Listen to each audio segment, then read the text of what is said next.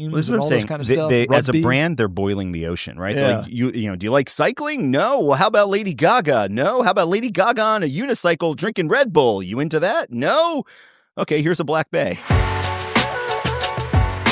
This is Open Work, a look inside the watch industry, a podcast from Collective Horology. I'm Gabe Riley, co-founder of Collective. And I'm Asher Rapkin, co-founder of Collective. Collective Horology is an independent watch retailer based in Southern California. But we are about to head to New York City, our hometown, for Watch Time on October 17th, 18th, and 19th. It's just a couple days away. Gabe, do you like Watch Time? I've actually never been. Well, I've been to Watch Time. I've been to the opening party on Friday night, which always sells out and is really cool. And oh my gosh, is quite a scene. But we've never, as Collective, done Watch Time before. This will be our first year. We usually do Wind Up, but this year, a number of the brands we work with decided to move to Watch Time, and we're going with them. Indeed. So we will be there representing both Ming and Fears, along with the respective teams from Ming and Fears who are coming in. There's lots of exciting stuff to check out, including from Ming, who has an announcement that is not a watch, Gabe. So that's going to be pretty exciting. Both Gabe and I have seen this product that's being announced, and we can tell you that it's incredibly exciting and really, really It's fun. the most radical watch-related product I think I've ever seen, and I think people are going to be really excited about it. It's cool. So I would also just encourage you, if you're anywhere near the New York City area, or you can get yourself to the New York City area for that entire week, it's really a ton of fun. There's a lot going on, not just with Watch Time, where tons of our brands are being represented, but also our friends at the Wind Up Watch Fair have been putting on an incredible show for years. And I think there's, once again, over 100 brands that are exhibiting there. And that's maybe a block and a half, 2 blocks away from Watch Time. Around the corner. And yeah, I mean, I don't know, in the world of watches and watch collecting, if there's anything just more fun than Wind Up. For sure. And in between the two, at the Draper Hotel, several other brands that we represent and that we also really care about are going to be exhibiting, that's right, including Holtenricks as well as Sartori Biard. So everything is right there. And that's not even counting the ancillary events that happen through Red Bar New York, that happen at all the various different brand boutiques. So bottom line, we think that this week, this essentially de facto New York Watch Week, is the best large-scale watch event in the United States, other than Open House here in LA, of course. But New York is on a whole other scale. Yeah, for sure. Had to throw that in. It's awesome, and it is unlike, what we've talked about with Watches and Wonders and Geneva Watch Days. New York Watch Week, all of the events, whether it's Wind Up or Watch Time or the Global Red Bar Meetup, you name it, they are all enthusiast and collector geared. Indeed. So remember, if you'd like to go, Wind Up is completely free and requires no registration. Watch Time has a modest fee for entry and does require registration. So make sure that you either pick up your tickets in advance or roll the dice and see if they're available day of, which on most weekend days they generally are. Yeah, and come say hello. So Asher, I think you're going to be at the Ming booth. Yep. Primarily, and then Ellie, who's our operations manager, and I are primarily going to be at the Fears booth. But don't worry, the teams from Ming and Fears from headquarters will be there as well. So come say hi to them and come say hi to us. And we hope to see you there. I have some other exciting news, though, Asher. Okay. You guys may remember a couple of weeks ago, I think probably in the last podcast, we announced that we brought a new brand to the shop, Karlsruhe, who are also going to be at Watch Time New York. So Indeed. Great opportunity to check out their stuff if you're at all curious about them. But we had a guy, a watch writer and podcast host, actually, Drake Moore, reach out to us a couple of weeks ago asking if we'd be interested in hiring him to do an in-depth article about one of the brands that we carry. And he pointed out that, a lot of ink is spilled on the major brands, but there's not much written looking in an in-depth way at kind of the story and the history of independent brands. And he felt, and we agree, that was an area of opportunity and something that we should do. So Drake wrote for us an incredible in-depth story on the history of Karlsruhe. This is a brand that has its roots and traces back to 1822.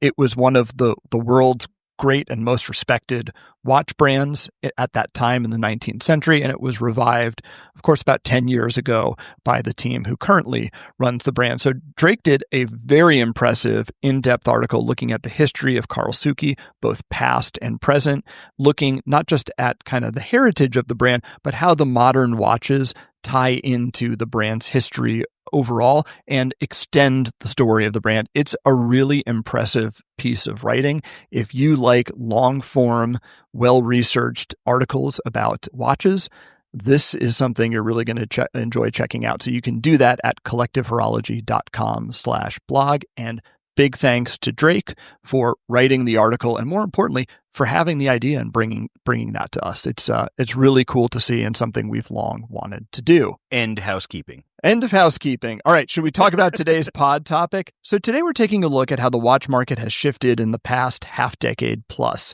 In particular, we're going to take a look at what's changed since Morgan Stanley and LuxeConsult first published their watch market report back in 2018. We're going to look at which brands and segments are up and down, how tastes are changing, and much more. And it's interesting, Asher, we've talked about kind of the state of the watch market, but when we tend to do it, it's either like within a year, like what's happening halfway through the year, or year over year, what's changed between 2023 and 2024, that kind of thing. But I thought it would be interesting to take a step back. And it occurred to me that like Morgan Stanley and LuxeConsult have been publishing this thing, which is really the industry's kind of leading report since 2018. And it might be interesting to take a look in a more broad view at what's changed between 2018 and now, or at least the time of the last report, which goes through the end of 2024. Yeah. And I think it's really interesting to step back and take that more long-term view, because I think all of us get caught up in what's changing month over month or year over year. And some of what's really happening in the industry takes shape over a much longer period of time. One brand might be up or down in a given year, but when you take a look over 5 or 6 years or more, you start to see what's fundamentally and truly happening in the watch business. And I thought, let's take a look at this wealth of information. So we took a look at the 2018 report, the 2023, the 2024, and we kind of had it to get a sense of what is unfolding in the industry over time. And we're going to look at the overall market and how the overall market is doing. We're going to look at, as I said, brand and segment shifts. So which brands are up, which are down, which segments of the market are performing well over that period of time, which have been struggling. For an industry that's been around this long, this is a couple minutes in like the history of watchmaking, but we have noticed a large number of significant trends and shifts in the way that the luxury market has evolved here in the United States just immediately before COVID and right after. So I would just flag that as an interesting barometer that this particular report measures. That's a great point. 2018 to now, you're right, COVID and the watch frenzy around COVID was this huge event that happened in between. And what's kind of cool is we have a picture of the market before and after, almost as if that time in between never happened. But before we dive into that, I think it's worth just a note on what this report is and the methodology that they use. So if you're not familiar with it, as we mentioned, since 2018, Morgan Stanley, together with a company called LuxeConsult, which I believe is based in Switzerland, and it's basically the Swiss watch industries or the watch industry's kind of leading consulting and analyst group. So they do, I'm assuming, for institutions like Morgan Stanley and probably for the industry itself. So I would imagine the large holding companies are buying their research or having them do analysis for them.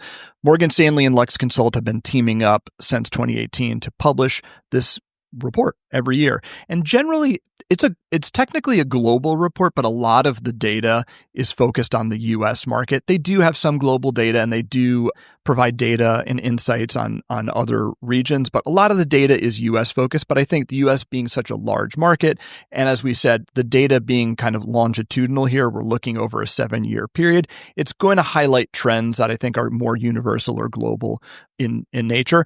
They have a number of sources, so they look at a number of industry data sources. In more recent years, they've been including watch charts data to have an interesting picture of, or pre-owned market. A good picture of the pre-owned market, which I think is great.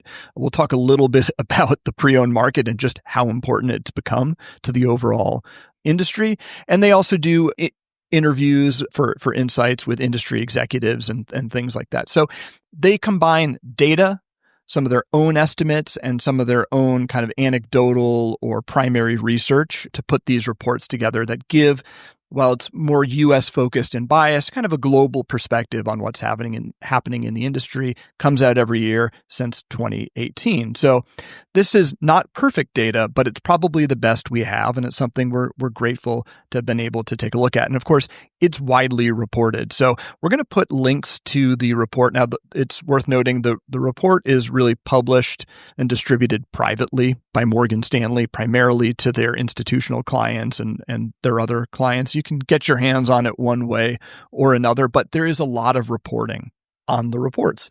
So Watch Pro in particular is a great source. So Dinky has done some good reporting on these reports and what's happening. And we'll put links to that in the show notes at collectivehorology.com/blog. So let's start with the overall market. And this is something that really surprised me. And by the way, when we talk about facts and figures for the market here and numbers, we're talking about sales volume and revenue, not necessarily number of watches sold. So that's going to be true throughout. What's really interesting is the market is essentially flat. So in 2018, Morgan Stanley estimated that the size of the market was $36.1 billion. And at the end of 2024, they estimated that the market was down just slightly to $35.3 billion. Hey, it's Gabe with a quick correction and note on those market size figures since we want to be transparent and reliable with the data we share. First, those figures should be in Swiss francs, not in US dollars. Additionally, the 2018 number is our own estimate based on coverage of the reports and extrapolated data. To be transparent, for 2018, we've seen total watch sales estimates range from 36.1 billion Swiss francs on the low end to as high as 52 billion Swiss francs. Now, the 2024 number, on the other hand, is sourced directly from the 2024 Morgan Stanley LuxeConsult report. So all told, we're most likely seeing a decline or at least a flat global watch market over that full time period. Okay, back to the show. So this is a 2.2% decline. Not huge. And I think if you're taking a long-term view of things, it's pretty much flat. That kind of surprised me because I know that when you and I talk about the watch market and the watch hobby and community in general, we talk about how much it's grown since COVID and how much wider the tent has become and how many new people have entered over this period of time and how culture really pays attention, generally speaking, to watches now in a way that it didn't in the past, in the pre-COVID era. But here we are, and the watch market these days is just a little bit smaller than it was in 2018. That surprised me. Yeah, but we also got to be careful when we say smaller because what we're talking about is revenue. Correct? We're not looking at like total units shipped. Exactly. We're not looking at diversity of brands that are in market. We're just looking at the money. And that's important, don't get me wrong, but it's not the only metric of growth per se. So I do want to make sure that we keep that in the back. Well, we'll get into some of that. And one of the things that's shifted within that overall picture, which is interesting, is the mix of new versus pre-owned. So as we mentioned, Watch Charts is now incorporated into Morgan Stanley's data as of the last couple of years. In 2018, it wasn't, and they did estimate the size of the overall market inclusive of pre-owned watches before they had Watch Charts data, but that was really an estimate. I'm not sure what they were using to get at that estimate. But essentially what happened is before they were incorporating Watch Charts data, Morgan Stanley and LuxeConsult were estimating that about a third of the revenue in the overall industry was being driven by pre-owned sales. Yeah. And more recently, as of the 2024 report, the estimate is, I think the language they use is it's about as high as a half.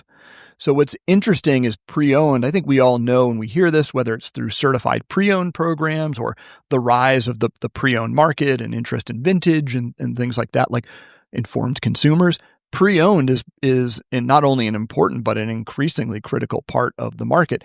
And obviously the flip side of that coin is new watch sales, right? So if new watch sales went from, being about 2/3 of the market to now about half and the market is down, I think this shows us that sales of new watches aren't what they used to be. And I think there's some trends that are happening within that, which we'll chat about next, which is which brands and segments of the market are up and down. But I think one interesting fact here is pre-owned just continues to be important and really drive the market. I mean, if we didn't have the pre-owned data here, right, what would the state, or if pre-owned stayed the same in size, what would the state of the overall industry revenue be? It would be down significantly. So let's dive into those, but I'm going to preface by saying We're recapping the report here, and we may offer some commentary on the sides, but ultimately, like, this is just quantitative fact.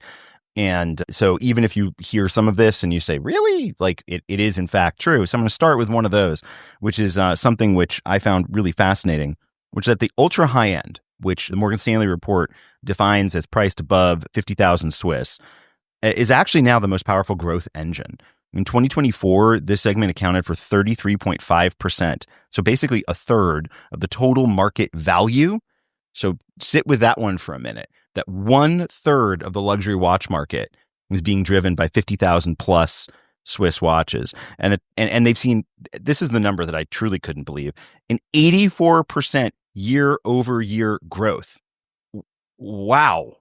I mean, that's insane. Basically what we're seeing here is that in the last, let's call it 12 months, we are seeing exponential interest and growth in those high-end pieces. Now, what's fascinating about that is if you compare that to a lot of sentiment, this is a great point. You see that that fact and sentiment are in direct opposition, right? We've talked ad nauseum about people saying watches have gotten too expensive, prices are going up, et cetera. Yet the data shows that people are investing more in that segment of the industry. Now, I have a theory about this. Well, I this might be splitting hairs, but I think a lot of the times when people point out their frustration with price increases and affordability of watches, they're talking about watches in a different price point. And right? I do want to differentiate between price increase and cost, because those are two different things. Like, I was listening to a great episode of Fratello Talks the other day, and they were talking about, watches they would buy new at a number of different price segments, and 10,000 euros and under was one. And I think it was RJ mentioned he really likes the Omega Speedmaster with the white dial. Yeah. And that watch is, I don't know what it is in dollars, but it was damn near 10,000 euros. It's right around 9,000 something US. Yeah. That shocked me. So I think that's what people are talking about. But like when Terry Stern goes out and says something which frankly I think is obnoxious and just not the kind of thing you say out loud, that the people who are complaining about the Cubitus aren't Patek Philippe customers and could never buy one anyway. It's like, on the one hand, he's probably right. On the other hand, what an incredibly rude and entitled thing to say. But I think when you wonder how on earth could someone just come out and say something like that? Well, now you know why. I mean, the numbers in the market kind of bear it out. The fastest growing segment of the market and the thing that is powering the market are high-end watches. And we see this in our own business, frankly. Yeah, I mean, that's certainly true. And I mean, I guess Patek got the memo, right? I don't believe there is a watch under... Well, actually, that's not true. I think the only mechanical men's watch from Patek Philippe under $30,000 right now is the Aquanaut, but that's barely under 30K. It's like 29,000, 28,000 US, something like that. But anyway, point being, I find this really interesting, and my theory on this is putting aside accessibility. So let's assume that an individual has the means to invest in a watch at that price point. I would actually argue that you are seeing a heck of a lot more being delivered across the board, certainly from independents, at that price point now. It's not just like, hey, make it in gold. Like, we're seeing a lot in terms of complication, finishing, ingenuity, creativity at 50,000 and up. To me, the poster child of this and doing it right and having a really high-end watch, but offering an incredible amount of value and creativity. Not the Cubitus. Would be the Singer. It would be the Singer Dive Track. Sure. Yeah. That's a $100,000 plus watch that absolutely delivers on tremendous creativity, incredible design, incredible engineering, and delivering you something that is truly unlike anything else. Yeah, we see it from a lot of independents, from Vianney Halter, from Konstantin Chaikin. I mean, these are people we don't carry. I just want to shill for one of my favorite watches. I can see that, man. yes. But it's interesting. I think we'll see how long this trend plays out. The pendulum always swings both ways. I listened to a great interview that Andy Hoffman at Hodinkee did with George Kern of Breitling. And George Kern was talking about generally this trend toward higher end watches. And he said, we have to plan for the long term. And as you probably know, Breitling is moving to being kind of like a house of brands. And one of the brands they're introducing at a lower price point. At a lower price point than Breitling is Gallet. So Gallet will sort of be their competitor to kind of tag Heuer in that $3,000 kind of price point. And George Kern's point was like, look, the market may have moved up market for the time being. That may be kind of the beating heart or where the growth of the market is, but the pendulum always swings in either direction and it will come back around and we need to be prepared. So just because we're seeing this now doesn't mean that this continues forever. It's a trend. By the way, that does remind me, I would like for us to look into a future conversation, which is the battle of the sub 3 to 5K brands, and look at like Swatch Group, Richemont, to a degree, Chanel, like all the holding companies that are trying to compete in the hand-to-hand combat of that space. But let's stick. We'll get into a little bit of that data here, and the preview of coming attractions is it's a bloodbath. That is the toughest segment of the market. So the other shortest episode ever. It's a bloodbath. This has been a production of Collective Horology. It's a bloodbath, man. All right. Speaking of the ultra high end, there's like another driver and another trend within the ultra high end and what's going on within high end watches and the market overall. So it's not so much that the high end is driving the growth and the performance of the market. It's that the big four in particular are doing it. So tell us about what's going on here with the big four and who are the big four? Is it like the NCAA is the big four, now really 10 brands, but we still call it the big four? Well, I'll tell you what it isn't. It's not the Holy Trinity. And I think that's kind of an interesting truth. So according to the report, they define that as Rolex, Patek Philippe, Audemars Piguet, and Richard Mille, which really kind of caught me by surprise. But I suspect they're looking at that in terms of gross revenues, not... It's purely in terms of revenue. So, put down your pitchforks, everybody. But in 2019, those four controlled... By the way, on the last episode, I said, isn't it amazing the brand that Bremont has built in the last 25 years and no one has done it as well as them? I had to take that back. Richard Mille. That takes nothing away from what Bremont has accomplished as a brand. Sure. But I totally forgot about Richard Mille. Yeah. No, Richard Mille is a fascinating... What an incredible case study. In brand building?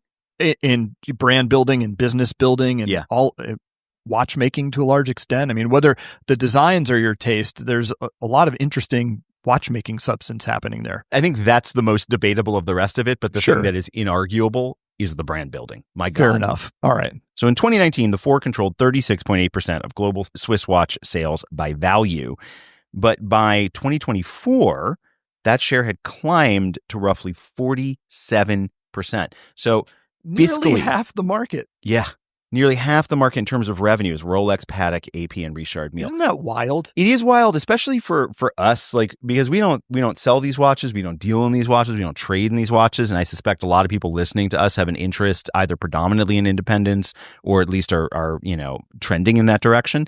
It's just a good reminder of how much opportunity there is for independent growth when you look at like the fact that these four companies, which also, interestingly, are all independently owned.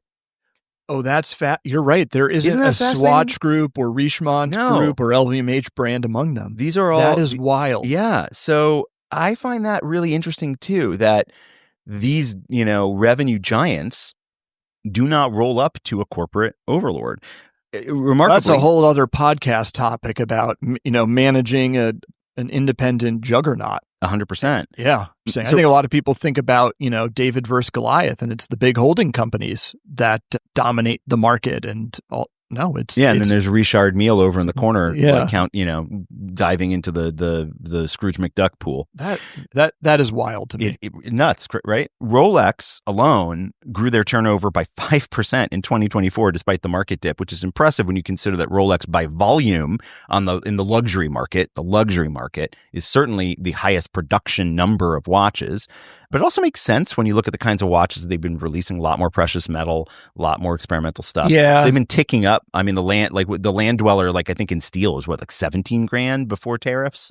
I don't even know. I mean, price points aside, price increases aside, would you guess, I don't know the answer to this, that their average kind of price per unit has moved up, like Rolex themselves are moving up. I know that's true for Richard Mille, for Patek and AP. I'd have to do, and with Rolex, it's as we discussed in the past, it's way more methodical, but it certainly has been on an upward trend. The thing that I think is also really interesting here too is that each of these, right, Richard Mille, incredible brand. Rolex, one of the most valuable brands in the world. Patek Philippe, one of the most recognizable names in luxury. AP, you can like them, you can hate them, we can say whatever we want, but the bottom line is that Benny Hamas did an incredible job of turning that thing into a luxury brand. Whether or not you think of, I'm excluding the watchmaking and the aesthetics and all of the, like fog of war that surrounds them. It is inarguable that the AP brand has become more valuable in the last 15 years than it was prior. So that's interesting, but let's put that aside and let's take a look at a little bit of a more complex picture. So Gabe, do you want to? Yeah, this is interesting. So when I was doing this research, it's like the market is so dominated now by high-end watches and dominated in particular by the big four that everything else just kind of comes a rounding error in a sense, because you got to remember pre-owned is nearly half the market as well, or growing to that. So everything else is kind of small potatoes. And so what we did here was we said, all right, let's put pre-owned to the side and let's put the big four to the side. I mean, it's certainly interesting, but obviously there's so many brands and so much else happening that's important in the market. Beyond that, what's going on when you clear all that stuff out and look at all the other brands? And I think what we see is a few trends here.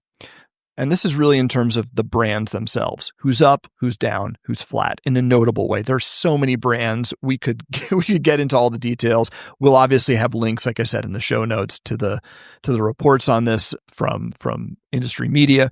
But let's start with consistent heavyweights. And then we'll talk about who's resurgent or growing, and finally where we see declines and struggles. So in terms of who's fairly consistent between 2018 and 2024. So everything that's happened in between, who's still kind of a stalwart of the industry. And there's really four brands that are kind of today where they were in 2018, good or bad. That would be Omega. Mm-hmm. That makes a lot of sense. In a good way, like Omega's established themselves, and and they also they own iconic watch lines, yes. Right? The Speedy, the Seamaster, these are iconic watches. Tag Heuer is essentially in a similar place relative to market share and its ranking in terms of sales volume, which is also impressive when you think about the fact that they are attacked from above, from below, from the side regularly. So that's impressive.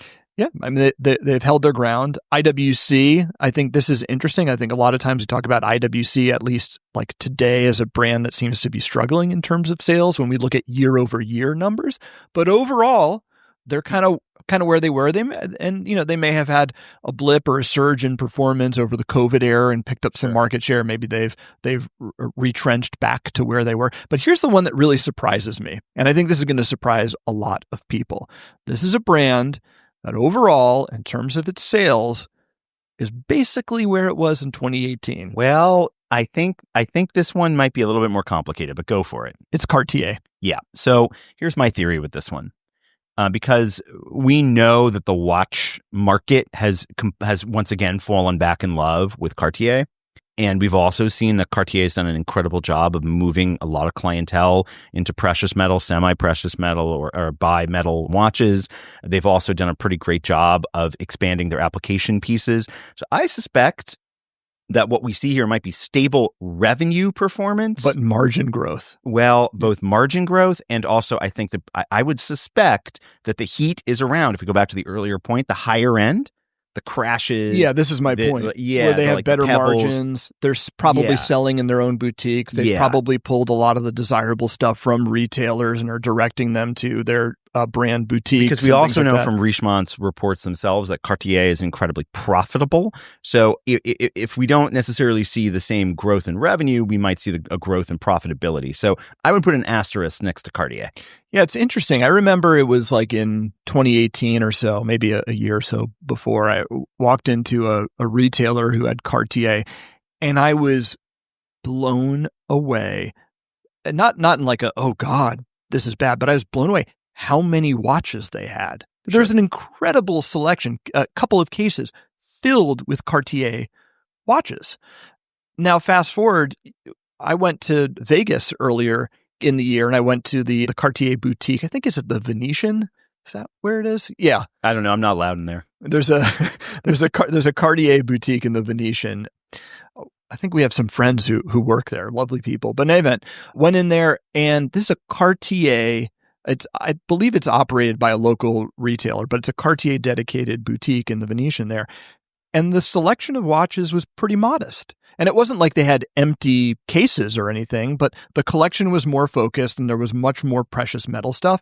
Now, this is completely anecdotal, but it's also Vegas. It's also Vegas, but it jives with what you're saying, which is perhaps there is a product mix shift for Cartier where they're maybe doing fewer units, but they're focusing on higher end stuff. Well, they've also squeezed their retailers on margin, not just even pre-tariff. So, really? So I think to your point, because the brand is so hot, I think they figure, we can do that. That's also another topic. But regardless, all of this comes back around to say, I do think Cartier is a more profitable endeavor, even if its gross revenue numbers maybe aren't demonstrating that. Yeah.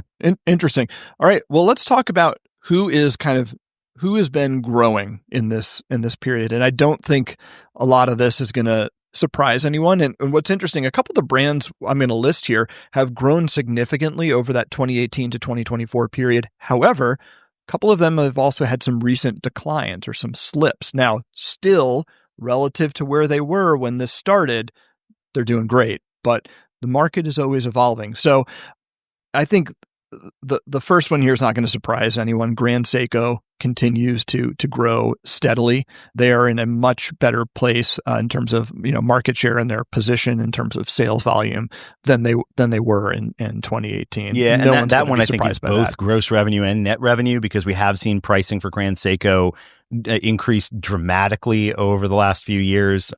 And we've seen average price point go way, way up too. The era of the $3,900 snowflake is long gone.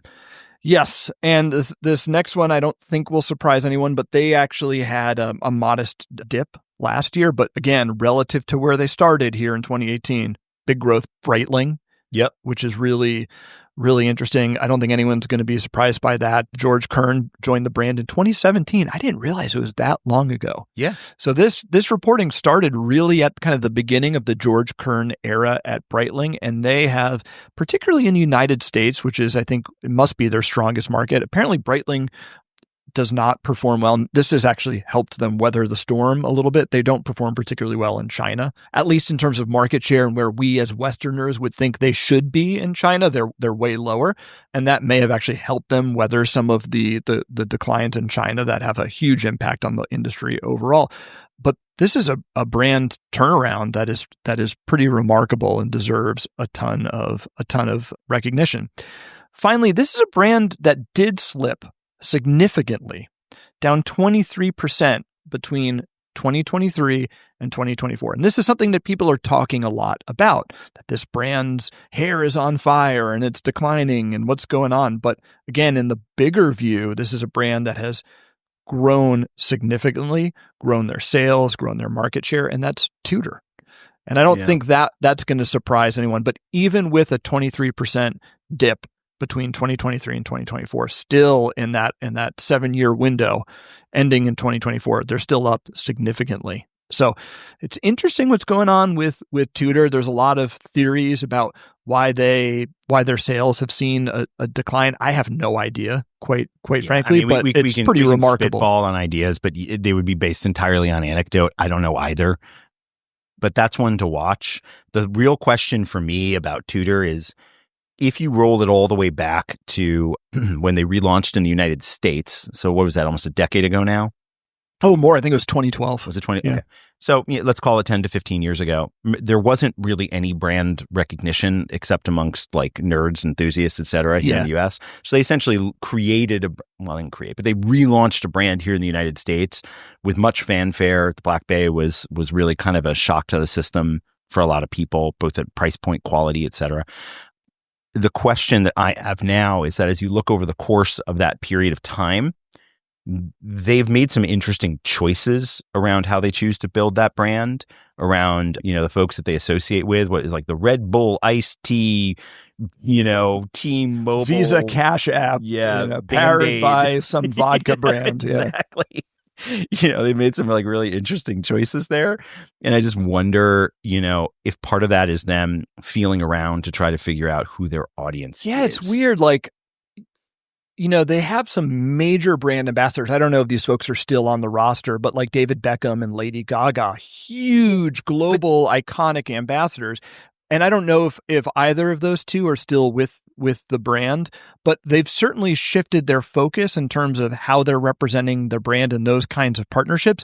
And now Formula One is not niche, but to some more niche areas, which are interesting, like the cycling teams. Well, that's what I'm saying. Kind of stuff. As a brand, they're boiling the ocean, right? Yeah. Like, do you like cycling? No. Well, how about Lady Gaga? No. How about Lady Gaga on a unicycle drinking Red Bull? You into that? No. Okay, here's a Black Bay. It's like, yeah. So anyway, all of that to say, I do think that brand, when we look at it, and look, I love Tudor, like deeply. I love Tudor. I've owned many Tudors. I have a Tudor is one of the longest watches in my collection in terms of longevity. I think they are. I think my point is like they're still young enough here in the United States that I don't know that they've figured out who they are yet. Yeah, I think this is the thing. Look, certainly if you look at Tudor over just a 10-year period, let's forget going back to the 2012 thing. You look Which, at by them, the way, not to interrupt, but that's even more impressive for George Kern that they knew who the heck they were from day one when he came in, and there has been very little standard deviation there. Yeah, I can't recommend the Hodinkee Business of Watches podcast episode. Did you know that Hodinkee has a podcast about the business of watches? In any event, great interview that Andy Hoffman did with George Kern about Breitling, and one of the things I was impressed by it, just his clarity of vision and also his big picture view of the industry and what it takes to build a brand and a business. But one thing that George Kern is very clear on is what the Breitling brand is all about. And by the way, the other thing I took away from that when he was talking about the brand and its positioning, it's just how much Bremont seems to have cribbed from Breitling. It's pretty remarkable. Listen to that interview. I did. It's a great interview. We'll link that up in the show notes here. But the point about Tudor is just think back a decade ago. This was a brand that would be if you're lucky to find it, in the back corner of a retailer. This was in Europe. Yeah. And in the United States, or there literally wasn't available in the United States up until 10 years ago. 10 years ago. Yes. 10 years ago, right? You'd have to seek it out, right? You had to seek Tudor. Now, you and I went to LA the other day, went to the Century City Mall, great mall. There's a Tudor boutique there. Right across from the Rolex boutique and next to the Breitling boutique. There you go. This is a brand that has reached this really impressive level of growth. It's a brand like non-watch people also know about Tudor. Like I have people who know that I do watch stuff and they ask me like, I'm thinking about getting a watch. Like, what do you think of Tudor? I'm like, how do you know about Tudor? Like, this is a brand that's had remarkable growth and success. But I think you're right. They need to figure out how they're going to get to that next level of growth.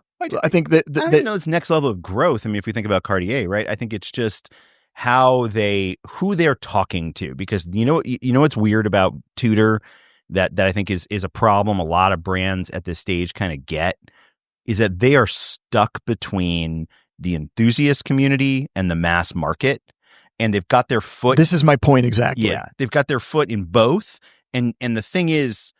And this is something that Breitling struggles with too, right? Like they want to, like what enthusiasts want from Breitling, they want the weird stuff. They want the emergency, the aerospace Evo.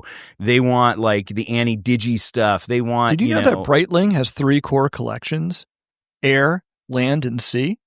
I'm sorry, Bremont? No, but in all seriousness, putting that aside, I think with that one foot in each is this really interesting space, which by the way, I do think you can do.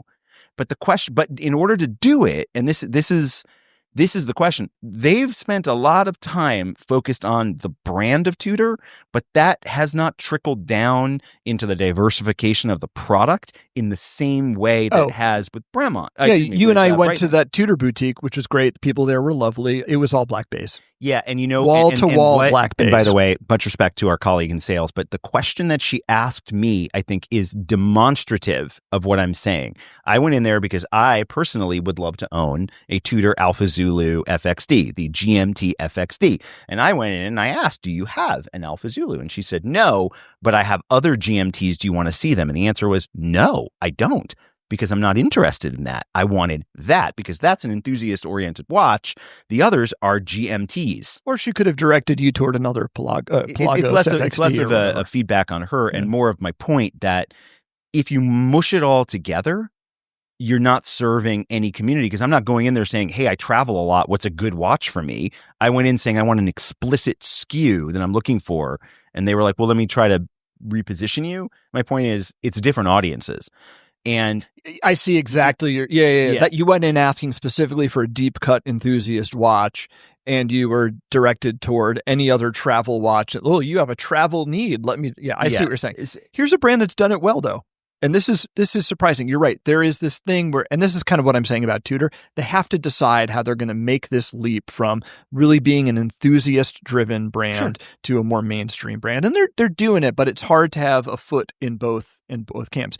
Grand Seiko appears to be doing it. Yes, so, Grand Seiko has literally done this. Compared to, so we mentioned. Great point. These three, Tudor, Grand Seiko, Breitling. Tudor and Breitling are down year over year. Now, still huge growth, but down year over year. Grand Seiko is still up, modestly, but still up year over year. So I would have said the opposite. I would have said, well, Grand Seiko is going to have a much harder time breaking out of the enthusiast darling mold and going more mainstream and consistently growing their brand. And I would have thought they had a shorter runway. In other words, they were going to saturate the enthusiast world with how great their watches were and then kind of stall. But they seem to consistently be able to sell more watches and pick up share. You want to know what I think is interesting about that? And I have no evidence to prove this, but it's just an opinion I'm curious about. I think that they're able to pull a bunch of people into the luxury watch world because there is a humility around the marquee of Seiko that is not true of, a Rolex or even Longines or just like recognizable names. And you could own. Oh, like there's some approachability there. Yeah. That's inviting like to people. You could really own an incredibly, well-finished, high-end, technically impressive, beautiful luxury watch from Grand Seiko. And if you're a doctor, for example, your patient's not going to look at that and be like, God, I'm paying you too much. Oh, that's interesting. Yeah, this is a whole other podcast topic in Harvard business case study, which is the Seiko name within Grand Seiko an asset or a liability? And I fully admit, I used to think it was a liability. And I think one of the incredible things that they've done with that brand is they've turned it into an asset. So I find Grand Seiko utterly fascinating. Yeah, that is fascinating. Okay, so there's two other brands in this resurgent bucket. I don't think we need to spend much time here because I think these are driven by trend and fad, which is Swatch and Tissot. So this is really driven by two watch lines. It's the Moon Swatch and the PRX. And I think, unless you think this requires a ton of analysis and discussion, I think the big question here is the Moon Swatch wasn't a glimmer in anyone's eye in 2018, nor frankly was the PRX. And these are big business watches. They sell a lot of these. These are watches that are transacting not just at a high sales level, but in tons of volume. I see these watches out there in the real world, like ordinary people wearing these watches all the time.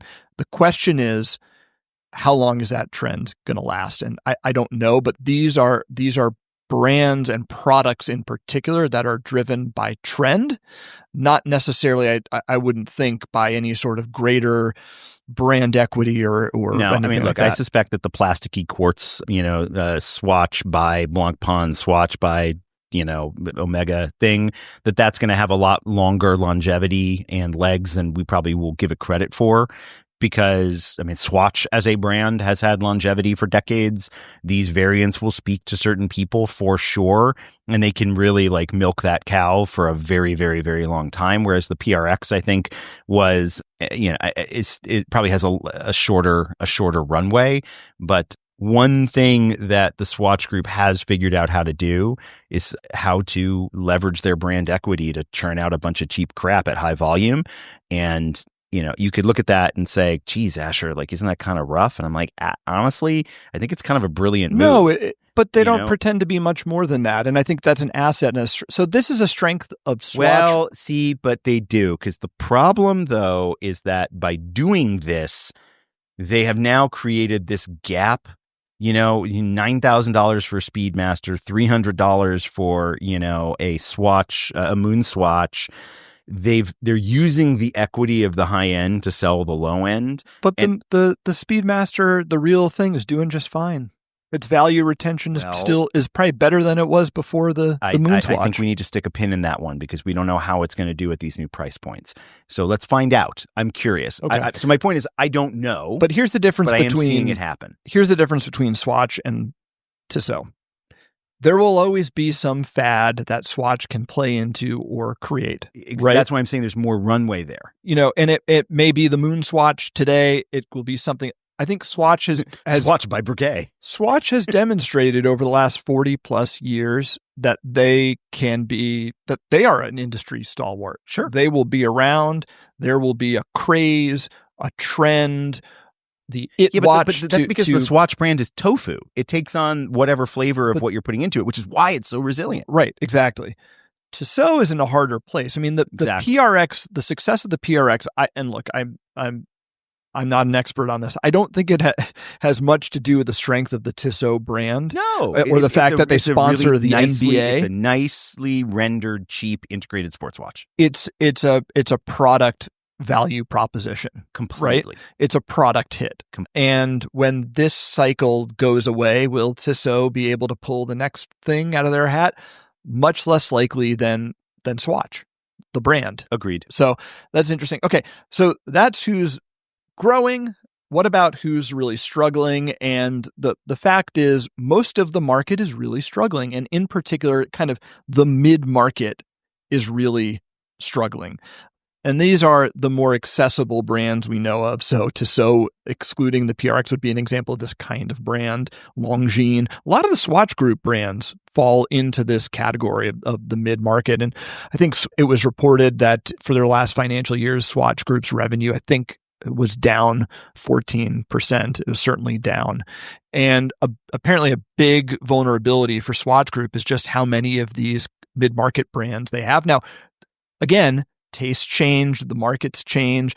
When the pendulum swings back the other way, this will be a boon for Swatch. But right now, brands like Mito, Tissot, Certina, Longines, they're in this segment of the market that is, to your point earlier, really tough, extremely competitive, very price and value driven. And it's really struggling. Only 11 of the top 50 watch brands reported sales growth in 2024. So in the top 50 watch brands, so most of the market here is really struggling. Of 50 brands, 39 saw declines or no growth, flat or down. That's pretty remarkable. And most of these brands are in this segment. It is just really difficult, and it's having a moment. It's going through something right now. And I think, like I said, will this change? Sure. I'm sure it will. Will this segment be the driver of growth for the industry at some point in time? Maybe next year, maybe it's a few years in the future. Probably. Things are always changing. But this is a really tough segment of the industry, and it just leads me to wonder, and we really haven't seen it yet. And this was a trend that we called out in the past. Is like, are we going to see consolidation? If 39 to 50 brands aren't making money, well, or not making money, but if 39 to 50 brands aren't seeing growth, are there too many of them? Yeah. Is there going to be consolidation? Well, so this, and I think we can wrap after this one, but there's a couple of things that are happening in this segment, which I think are of interest. Again, I would argue that like the problem at this level is that what the brand is or was is not necessarily congruent with the product that's being released. So, like Longines is a watch brand with a lot of heritage. Swatch gutted that, is using generic product movements and assembly, but slapping a heritage logo on it. I think that creates some dissonance with people. And then on the flip side of that, you have another Swatch brand that's doing really kind of some interesting things and trying to figure out who they can reach, like Hamilton, who's doing a lot of video game and film. I mean, they've always done film stuff with integrations, whether it's, some of those Christopher Nolan is a huge Hamilton supporter, but also right now with Call of Duty, there's a Call of Duty Hamilton. Oh, the Hamilton, yeah. And I look at Call of Duty still cool? Like, do people still play? I mean, it's like Black Ops 7. Yeah, I don't know, man. But what I do know is that the video game industry is bigger than the movie business, and people who ignore that do so at their own peril. And I think exploring that niche that's one of those things where like I could see Hamilton laughing all the way to the bank while all the people are commenting how corny it is to have a Call of Duty watch. They're probably selling a bunch of them to dudes that actually really care about Call of Duty. So, but then the bigger question comes around of like, well, what does Hamilton stand for? Like, what is that? Hamilton was an American watch brand making incredible, gorgeous, beautifully finished pocket watches. Now it's cranking out, quote on, scare quote, Swiss made Call of Duty field watches. I'm not, one of those is a strong business decision. One of those was a heritage brand. The two are incongruous. And I think this is like Tudor in the higher end here of this category is struggling to figure out what the brand is. But they're still doing a lot better than some of these other brands like Longines, Rado, Baume & Mercier, Montblanc's kind of entry-level watches, excluding the Minerva stuff.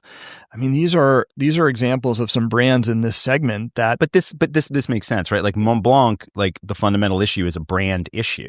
Like watches with the Montblanc marquee have not been marketed in a way that the pens have. Like they've created a world where they can sell you a precious resin, aka plastic pen, and have you believe that the brand equity is so strong that it's worth $1,000. That is an incredibly powerful brand, but they haven't succeeded in that with the watches. Exactly. So all of these brands have some Achilles heel, whether it's Longines or Rado or like whatever. And I think the question becomes, in order to pull a George Kern here, you have to decide what you want to stand for and build a coherent, simple strategy around it. A lot of these brands are flailing around trying to figure out this is my point. I don't know what a lot of, and this may just be some of my own naivete, right? There are probably people out there, for instance, who really know and appreciate and understand a brand like Rado. I don't at all. I don't know what it stands for, what it's all about, what's interesting about it. That's not to say there isn't something interesting about it or it doesn't have an identity. Sure. Baume & Mercier, I don't. Really with Montblanc's, watches, generally speaking, again, outside the Minerva stuff, I don't really get the reason for being. 100%. And I think you're right about this. This is the challenge. There's, frankly, too many brands, and for too long, we've talked about this before, the reason for being in the brands I just listed, their reason for being is price positioning. Yes. And they exist to fill a price point. And this is why they're dangerous. Right. And this is why they're struggling, right? Because arguably you could say, okay, well, Rado has done a lot of interesting sort of like artist collaborations. Show me how that is done better than what we see Jose doing over at Isotope in terms of his level of creativity and risk taking.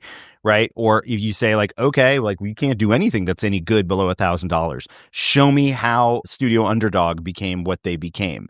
There is a match in the micro brand and independent world for a lot of these that are struggling. And the primary difference between the two is exactly what you just said. And the brands that we mentioned are doing well and some of them are participating in this mid-market. So Tudor. Both of those brands are participating in this mid-market. Grand Seiko, Breitling. These are brands. It's clear what they stand for. The products are good, but it's also just very clear what the brand is all about, who it's for, what they stand for, and they occupy more than just a price point. So I don't know what happens in this mid-tier. I think you're right. The way out for some of these brands who need to figure out how to navigate this is going to be clarifying what the brand is about beyond just a price point.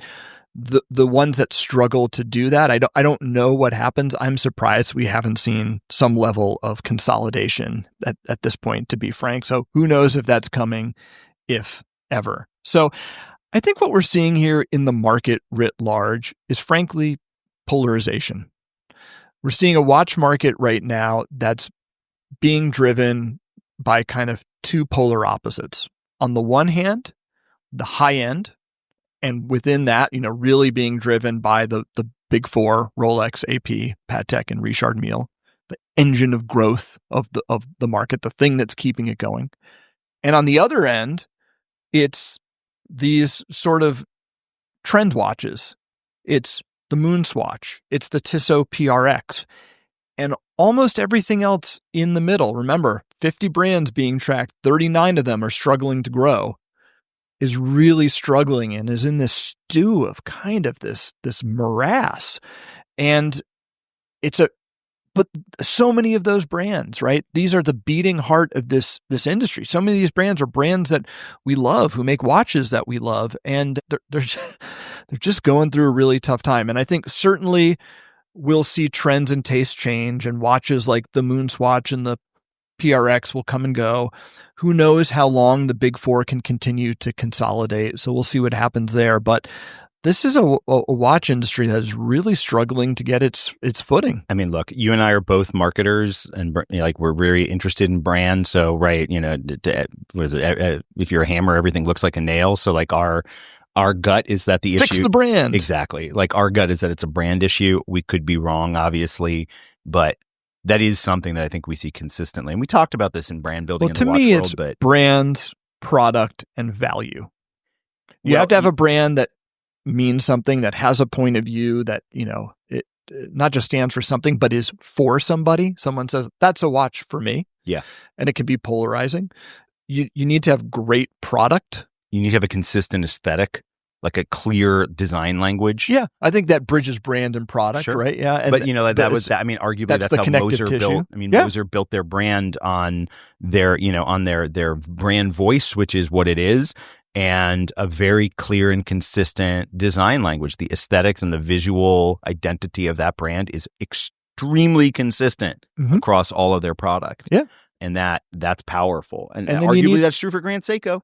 Yes. And then you got it true for Tudor, but Tudor has over-indexed. Well, we're going off the Speaking of Tudor and Grand Seiko, the third leg of that stool is you have to offer value. Yep. And that doesn't mean like a great price. It means for whatever you're asking, you need to be delivering substance. So our bias for the brand itself aside, I feel like that's the formula. When we look at the brands who are growing and are doing well and are remaining consistent, that's the thing. They're doing those three things well. And there's a lot of work for the rest of the market to kind of figure that stuff out. So we'll see where it goes. It was interesting to take a look at the last 7 years of the watch industry. Tell us what you think. And thanks for listening. This, of course, is Open Work. It's a production of Collective Horology. You can find us online at collectivehorology.com. And please get in touch with your questions, your suggestions, your feedback. And to do that, just email podcast@collectivehorology.com.